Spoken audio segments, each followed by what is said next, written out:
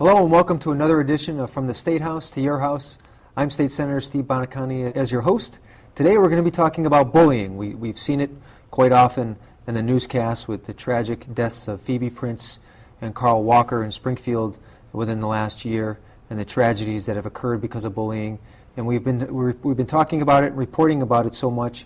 We want to get into it a little bit more and talk about what we can do to prevent bullying and some of the things that we can see to identify bullying and get to the root of its cause. Joining me today is Elizabeth Stassinos from Westfield State College. You're an associate professor of criminal justice there. Thank you for being on the show. Oh, thanks for having me. Appreciate it.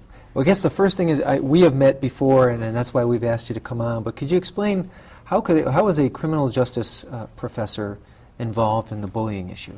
Well, you know, the way we see it is there's a spectrum of violence, and particularly with school-age children, everything from teasing to bullying to the most horrific things we can think of in terms of school shootings and other kinds of events we'd like to prevent. In criminal justice, there's a couple things we want to do. We see that it's actually the most appropriate kind of interventions are with our youngest offenders. So kids who are getting themselves into repeated trouble, we feel like we can do the most good for any small community or any larger group of people by doing appropriate interventions and keeping those kids actually out of the prison system. So we see bullying as an unfortunate gateway kind of behavior to later worse crimes. Well, a lot of us will kind of quickly jump to the idea that the criminal justice, usually if you're a criminal justice major, you're going to become a police officer or some law enforcement individual.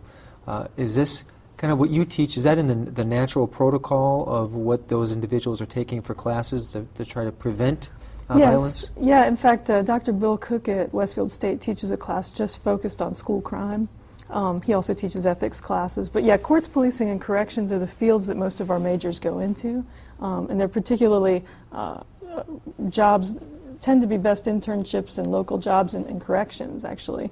But many of our students work in police departments. They'll even go into big cities like New York City or down into states where there's more jobs like Florida and Texas, where they're hiring people for border control, or cities down there that need officers. So yeah, courts, policing, and corrections are our sort of three food groups of jobs for our students. Well, and for those who don't know, the criminal justice major, really the wing at Westfield State is a fantastic organization that churns out a lot of great individuals year in and year out now, and a lot of our law enforcement individuals, either correction officers, police officers, or like even in this area, usually end up going to Westfield State. So you do a great job. Oh yeah, thank you. Let's talk about bullying, and we've heard so much about it, and as much as everybody feels at some point they've been touched by it, either they've witnessed it or been a victim of it, and sometimes people have to admit they've done it in the past, which is a hard thing to admit. When we get into how to get after this and how to try to correct it and remedy it, it's always very complicated because we're talking about human nature. Yeah. But can you talk about what you're trying to do and some of the stuff that you're doing at Westfield State to address it? Yes, thanks. What we're trying to do is create programs that actually help teachers, instead of adding to a teacher's workload in the K-12 system, help them effectively stop bullying so that the education can continue. I mean, one of the things we think about with bullying is the two big collateral kinds of damage to it is that kids drop out of school because of bullying, or their school and their education is horribly impeded. Bullying becomes a huge obstacle to actually the in-classroom educational context for the kids. And the teachers spend a lot of their time doing disciplinary behavior when they really want to be teaching, math or science or English. So it's one of those things where we see it as a real obstacle to education. That's sort of the first thing. Some of the behaviors we'd like to prevent are simply bystander behavior, audience behavior. One of the things we teach our teachers first is to eliminate the audience. Bullies usually exist for an audience. It's a social behavior and a social kind of deviance. And so we're trying to give teachers really simple tools to break up these kinds of behaviors and intimidation and ganging up behaviors in the class so that the education can actually happen.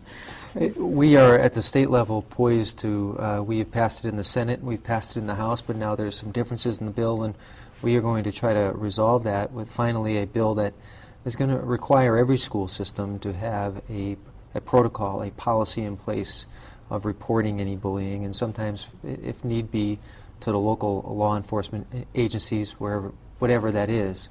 Can you talk about having a protocol, and I guess how you're going to try to address bullying in the sense of from school to school, and what you think is the best practice to do that? Well, you know, in several of these laws, we've seen that the mandated reporting, you know, for example, is going to be one of the biggest questions that principals and teachers are going to ask about. And I think that, to me, when I read the bills, when I read the different laws that are going to be passed, that's the thing that's very important to us, even in the college system as well. At what point do you have to report to police officers or bring police officers into the school system to address a situation of bullying or an incident about bullying? And that's really, in these laws, it's actually up to the school to determine whether or not, and to investigate whether or not this incident rose to the level of bullying. And I think that's actually an opportunity to train teachers and principals to make a determination of whether that behavior rose to the level of reporting.